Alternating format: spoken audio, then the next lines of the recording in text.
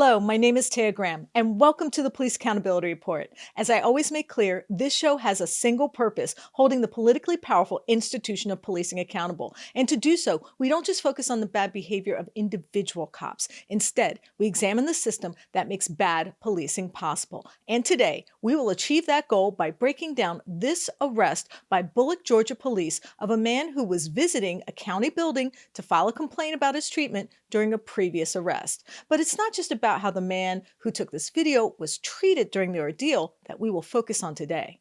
Rather, it's also a story about the courage it takes to preserve our rights and to hold power accountable even when it's aligned against you. But first, I want you watching to know that if you have evidence of police misconduct or brutality, please share it with us and we might be able to investigate for you. Please reach out to us. You can email us tips privately at par@therealnews.com and share your evidence of police misconduct. And please don't forget to like, comment, and share our videos. I may not be able to respond to every comment, but I promise you I read all of them and I appreciate them. We do have a Patreon called Accountability Reports, so if you feel inspired to donate, please do help support our work. We've got a link pinned in the comments below. All right, we've gotten that out of the way. Now, as we have often noted on this show, holding law enforcement accountable comes with a specific set of challenges, to say the least. Risks that come with law enforcement's unique ability to retaliate against critics with arrests and charges. And it's because of this overwhelming power and its implications I'm showing you this video we will be focusing on today. It depicts a confrontation between Bulloch, Georgia resident Maurice and Bulloch County officers outside a county building. An encounter that began with the simple yet apparently questionable act of filing a complaint against law enforcement, an act which would lead to troubling behavior by police we will show you later. That's because after Maurice entered this building to file a complaint against the corrections officers who he said had been abusive after a previous arrest, a confrontation ensued, which led to a group of deputy sheriffs confronting him outside this government building. Let's watch. Your name? Is that a complaint for? What is your name? Captain Casey. Captain Casey, badge number? You, what's your name, badge number? Chief Deputy Bill Black, badge number 02. You? Deputy Gabe, badge number 59. Lieutenant Greg Collins, badge number 6. And this guy one more time? Captain Casey, C-A-S-C-Y. Okay, so what's your badge point of number coming 3. out here 4 deep and hostile like this? Nobody's hostile. Yeah, you came out here big guy. Now the camera on you, calm down a little bit. So I'm trying to see what's going on. I'm not out here harassing nobody. Who came and told you? For him. Now, it's worth noting that Maurice encountered no issues when he first entered this building. In fact, no one even noticed him when he requested a complaint form. But as soon as he did, the cops inside decided he warranted their attention. Take a look. Who came and told you? For him. And I'm Now, about to fill fill these it out out right here. Now, who told us? Now, after you're who done. told you that I was listen harassing to me. them? After you're done, you're to leave. Okay. I'm serving you criminal trespass here. If you come back, you'll be arrested. Am I Do trespass? you understand? Where's the criminal? Of course, you're probably saying now, Taya, he's obviously been in trouble before. Why focus on him? Why worry about some guy who had been arrested before? Well, let me answer that. First, as well as hearing from Maurice later, his crime was a run-of-the-mill FTA or failure to appear for a court date. But for that arguably very human error, Maurice was thrown in jail, later put in solitary, and abused by several corrections officers, according to him. But on top of that seemingly disproportionate punishment, Maurice's dilemma also raises a fundamental question. Should our right to petition the government be conditional? Are those same rights contingent on who is exercising them? Well, I want you to think about those questions as you watch Maurice deal with officers who followed him. Take a look. If you come back, you'll be arrested. Am I Do you understand me? Where's the criminal trespass? Do you understand me? I'm You gonna verbally trespass serving me you from a criminal public trespass. place? You gonna from a Do you public hear me? place? Where's the criminal Do trespass? you hear me? Where's the trespass? I'm sir? verbally serving you criminal trespass. You Do not verbally- come back once you fill this paperwork out. Lower your tone, If you do, dude. you will be De-escalate, arrested. dude. Okay. Do you understand me? Tomorrow, if I come back here, I'm gonna be arrested. Yes. What? You might as well go and arrest me now. Fill out the paperwork. You might as well go and arrest me now. You need to leave. Man, please. Can I borrow a pen from one of you fellas, please? No. Oh, y'all supposed to give me a pen? No, I can't come up here. I'm up here filling out forms. You can bring it back and drop it off. I got a pen in my car. Since y'all want to be like that, I'll be right back for these. Got all y'all back. Y'all think y'all finna do me like that? I'm not doing. What law am I breaking? Fill it out. What Return it law and am you'll I breaking? You'll be criminally trespassing. For what? What I law just am I told breaking? What? You haven't said anything. You just said I'm Criminal trespass. for what? Criminal trespass. For what? Criminal trespass. Criminal trespass. You've been served. Now, after Maurice asked the officers for their respective badge numbers, the officers decided to give notice, so to speak. At this point, they tell him in no uncertain terms he is facing arrest. Just listen. For what? Criminal trespass. Criminal trespass. You've been served. Why have I been served? Don't leave. Fill out this paperwork. That's my You've official been told business. to leave after you fill this So I paperwork. can't come back tomorrow Yep. to even talk to the sheriff? Yep. You can call if you're making a point. Yep. Where's my criminal trespass? I need that You've in been written. served. If you have, if, You have I no need it in video writing. right No, there. I need it You in have no writing. video. I need it in writing. I'm not pretty gonna sure you got argue to with you slip. anymore. Say that. You Go go to You get gonna your beat me pen, up though. take this paperwork. I know how y'all work. or That's you why gonna y'all go to came jail. out here like that. Do you understand? I'm going to get my pen to fill this out to Hurry appease up. you. Hurry up. And I'm only going to leave and not come back tomorrow under threat and duress. There's no threats. Yeah, you threatened me. And so while Maurice tries to comply with their threat to leave the premises, he still insists on filing a complaint, an attempt to defend his right to file a grievance that leads to further chaos. Just look. There's no threats. Yeah, you threatened You've me. been told you'll go You to just jail. said you not. That's For not a what threat. law? What law have I That's broken? not a threat. What law have I broken? That's not a threat. What You've law been have I told. broken? What Go statute? Get your pen and come fill this paperwork. I'm about to. It's gonna take me all day to fill out all these complaints I gotta fill out on all y'all. Say that, Ouija. Fill it out and bring it back. No.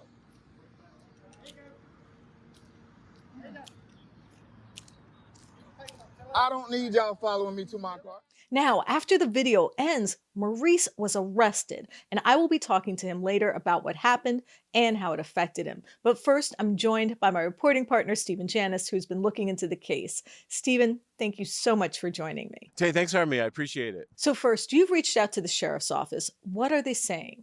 Well, I did better than that. I got a hold of the documents that actually led to the charges against him, against Maurice, and it is astounding. They literally state in the documents, which I will show you on the screen now, that the reason that they harassed him is because he was filing a complaint.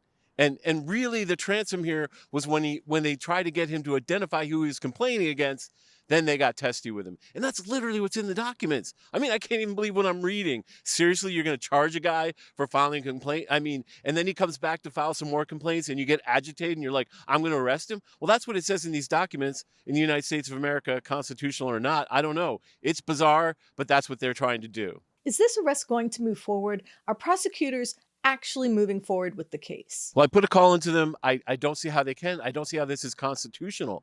I don't see how this holds up in court. I don't see what law he's broken. So really, if this prosecution goes forward, it's just a sham. I mean, no, I don't think it will. I'm going to keep calling them until I get an answer, but no. The inflection point in the video seems to be when Maurice asks for the officer's badge number and name. What is the law on that in Georgia and anywhere else for that matter? Well, let me say this, and you know, states do pass different laws, but I'm not going to speak to the law because there can be no law. This is a First Amendment right to petition the government. There's no law that any government, any local municipal government, any state government, any government should make against the right of us to ask a police officer to identify themselves.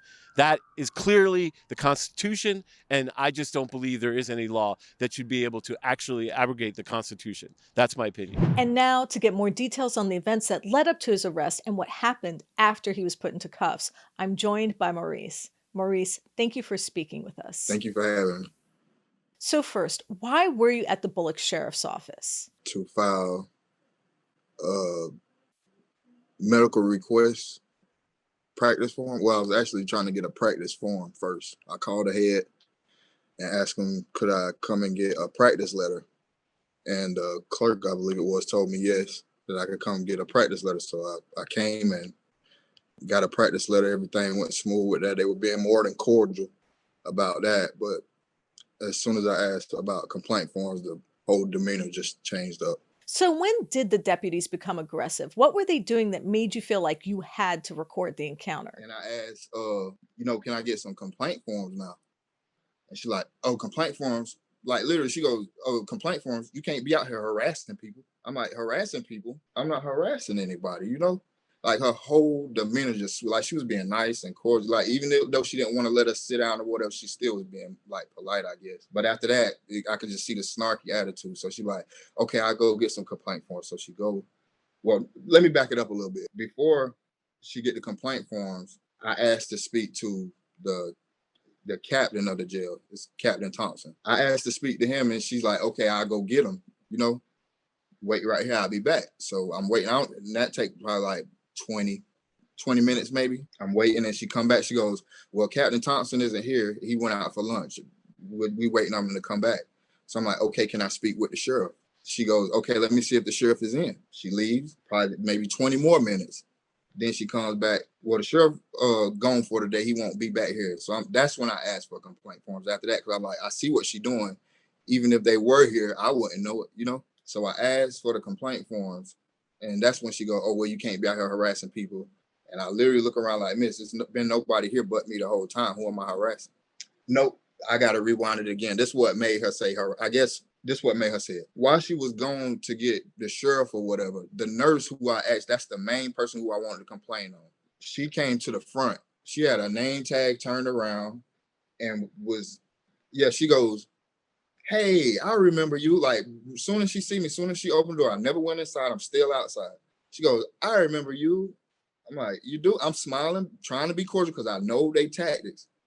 And I go, you remember me? What you remember about me? She goes, I know you don't like me. Like, literally just like that. I know you don't like me. So I'm like, miss, what's your name? She's like, I don't have to tell you my name. I don't have to tell you anything. She literally turned around and walked off. She said, okay, I'll go get your complaint forms. With an attitude. Leaves, comes back with the 4 officers. And I seen them walking down the hallway. So I got my camera and I started recording. And that's where the video started. So after you walked to the car to get a pen, what happened? I mean, it seems like the officers are following you to the car. What happens next? What don't we see on camera? I'm the type of person, if you do something out of the way, even though I'm behind these walls, I still got rights. And if you do something, it's only one way to know who this person is doing what, and that's to identify them. So much stuff going on in there, and I'm standing up for myself. And I guess they go, well, we got to show him, that it don't matter what you say. You here now. We can do this, so we gonna do this. Like, to investigate what? I had nothing. There was nothing to investigate on me, except maybe the incident where they beat me up and did all that. Maybe investigate that, but nobody wanted to do that. I guess it was the CYA, as they would say. How long were you held, and what did they tell you? It's people that came in there, actual criminals. Like, these 2 guys came in there, caught with a gun and drug, like pills and powder and stuff. And me, all I want to do is file complaint forms. Got to sit for 2 days. But these guys, within hours, because they got an attorney, I guess, or whatever, they can bond out. That really is a serious problem with the criminal justice system, that money can buy your freedom while innocent people can remain incarcerated due to lack of funds.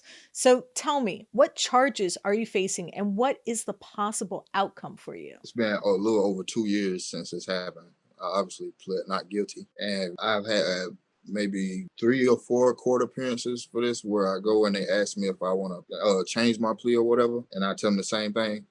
But the first time when I had a little counsel with me, it's this pastor called Pastor Eli Porter, good man, great man. He's head of an organization called the Poor and Minority Justice Association, where he take cases like this and he try, he for the community. And he went with me and he seen the bargain, I guess, or whatever they give me. The plea, it was, I think, a year of probation, 40 hours of community service, and maybe almost a $2,000 fine. I think maybe $1,800. And it kind of bothered him. He's like, hold on, who came up with this? Like, did you not watch the video? He talking to the prosecutor like this. He's like, ma'am, did you not see the video? Like, the young man didn't do anything, and this what you want him to plead to? It goes deep. They all friends. They all sit down together and have lunch and talk about everything that go on in this small town. And that's, like, you can't trust none of them, feel like. So how has this affected your life? It literally dampened, like, everything I had. Not even gonna say dampened, doused out everything I had going on, because I hadn't been having the best of jobs. I wasn't staying at jobs, but I found, like, the job that I thought that I could do as long as I wanted to, like Uber and Instacart. I started doing that. So I'm driving. Yeah, easy money, making at least $20 an hour, if not $10 an hour. That's something better than nothing. It make you not want to go out, and it's the anxiety of seeing the police and then be like, is that one of them? I didn't get his name. It's been a while ago. He kind of looked like that guy, but I don't know.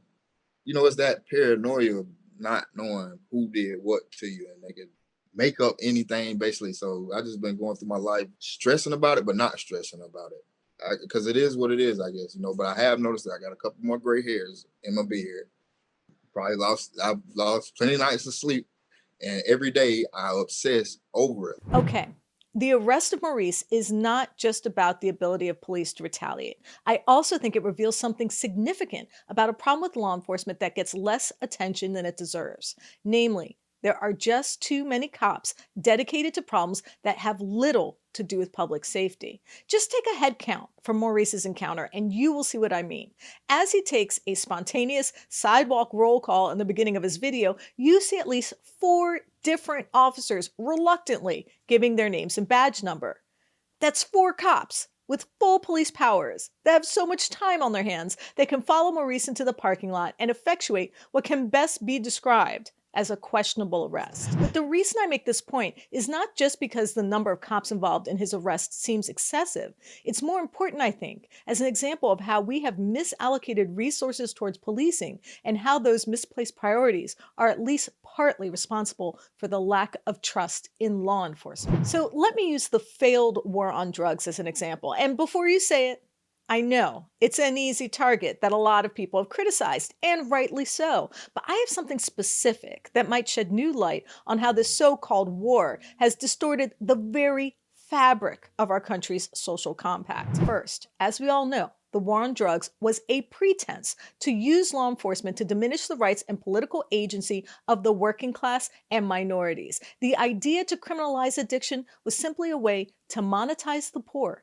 and bolster the power of agencies like the Drug Enforcement Administration that have wreaked havoc on poor and minority communities for decades. It's worth noting that even as billions and billions of dollars have been spent on this war, the U.S. continues to notch a tragic 100,000 deaths a year from overdoses, an overwhelming tally of suffering and malaise that has not diminished in the least in spite of millions of arrests, raids, cops, and prison time. The key ingredients, I might add, of America's punitive recipe for extracting whatever they can from the people who can least afford it. But what really caught my eye this week was this article in the Washington Post, a piece that for me reveals what happens when you use the process of law enforcement to monetize a problem and how it distorts every subsequent effort to solve it. The article recounts the lack of availability of a critical drug called naloxone. For those that aren't familiar with it, naloxone, otherwise known by one of its trade names, Narcan,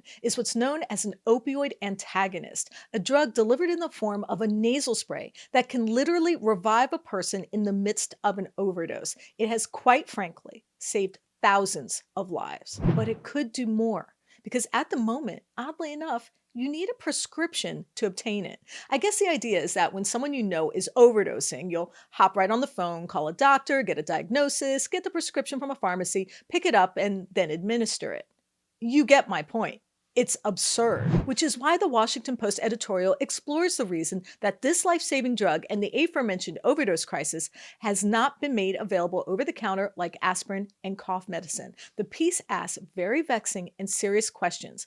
With so many people dying, why on earth wouldn't we do everything we can to get this drug to everyone who needs it and eliminate the need to jump through hoops to get it? The conclusion of the piece was another key ingredient of the aforementioned American recipe for communal despair: corporate greed. Put simply, pharmaceutical companies were worried that the margins for the prescribed product would be greatly diminished if it could be bought without the prescription. Now, it's worth noting that the FDA had asked several companies to make Narcan available years ago, in 2017. The article asserts these same companies did nothing to respond, namely Ezio and Adapt Pharma. Neither would explain fully to the Post why they hadn't taken up the mantle and worked to get life-saving medicine into more hands. But it raises a fundamental question about how this country works, and often does not, and who it prioritizes and why. Because over the period of time the FDA sought to make this drug more available, hundreds of thousands of people died. A toll that perhaps might not have been fully prevented by making naloxone an over-the-counter drug, but certainly could have prevented thousands of deaths. It really makes you wonder, doesn't it? Because spending tens of billions of dollars on the war on drugs didn't require any hand-wringing. Investing in punishment, expanding prison capacity, and putting more officers on the streets isn't that hard to approve. In fact, as our sister show Rattling the Bars aptly reported, the effort to close a prison in California met with stiff resistance, even though the state simply didn't have enough inmates to fill it. My point here is why is it so easy to make 4 cops available to arrest a man for filing a complaint, but not to provide a life-saving drug to fight a national health crisis? Why was it so easy to ratchet up the war on drugs by building prisons and funding an extensive investigative agency, but really hard to make a life-saving treatment easy and inexpensive to buy? Why? And I ask this question with all the compassion and concern for humanity I can muster. Is it easier to slap handcuffs on a person than to administer a drug that literally brings them back from the dead? These are questions we have to answer if we want to live in a just and compassionate world, not a country of cops, courts, and prisons, but a community that values health, wellness, and our lives first. Nothing less is acceptable. It shouldn't be acceptable. We all deserve better.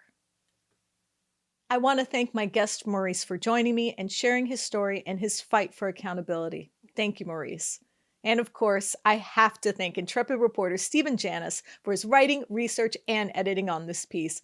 Thank you, Stephen. Tay, thanks for having me. I appreciate it. And I want to thank friends of the show, Noli D and Lacey R, for their support. Thank you.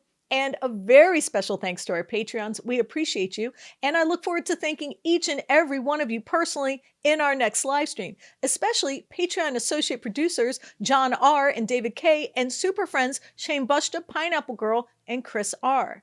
And I want you watching to know that if you have video evidence of police misconduct or brutality, please share it with us and we might be able to investigate for you. Please reach out to us. You can email us tips privately at par@therealnews.com and share your evidence of police misconduct. You can also message us at Police Accountability Report on Facebook or Instagram, or at Eyes on Police on Twitter. And of course, you can always message me directly at Taya's Baltimore on Twitter or Facebook. And please like and comment. I do read your comments and appreciate them. And we do have our Patreon link pinned in the comments below. So if you feel inspired to donate, please do. We don't run ads or take corporate dollars, so anything you can spare is truly appreciated. My name is Taya Graham, and I am your host of the Police Accountability Report. Please be safe out there.